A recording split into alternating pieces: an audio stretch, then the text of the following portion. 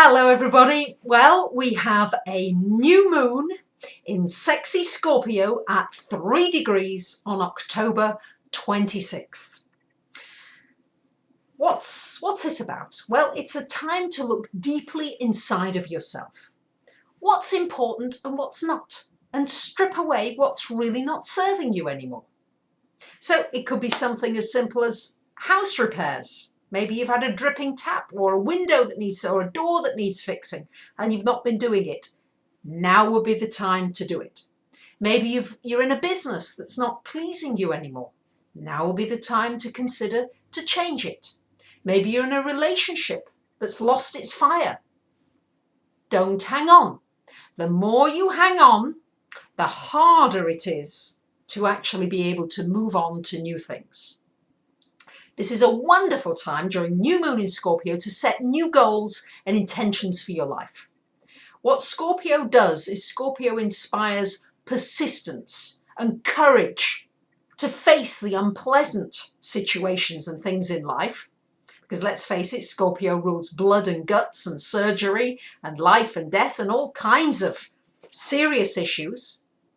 And it's time to face those unpleasant issues. Hardest, I suppose, for the Libras and the Pisceans amongst us.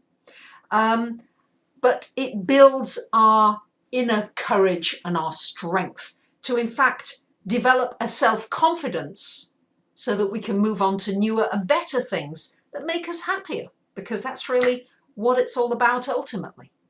So what are some good things to do during this new moon in Scorpio? Well, great time to meditate, to pray.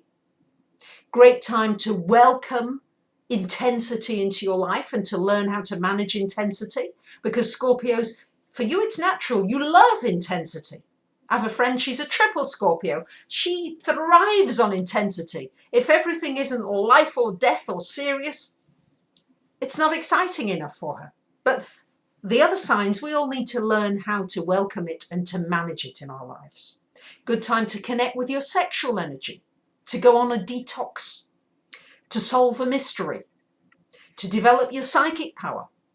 Time to be honest, even if it's not easy to do some soul searching, to feel all of your emotions and not push them away or sweep them under the carpet. Time to face your addictions. Are you addicted to food, to gambling, to social networking? To really face them and make sure you're not being too obsessive and compulsive. To focus on your self-improvement and empowerment. This would be a great time to do it.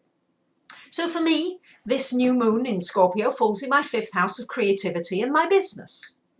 And for a long time now, I've been paying money to a web hosting company, and I'm not happy with their services and what I've been paying them.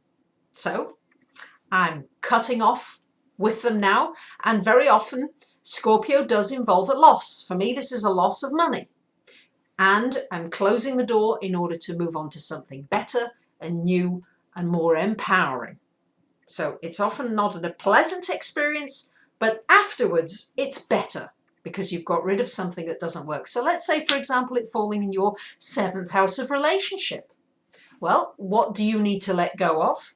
What are you avoiding facing in your relationships? And maybe you need to be prepared to walk away.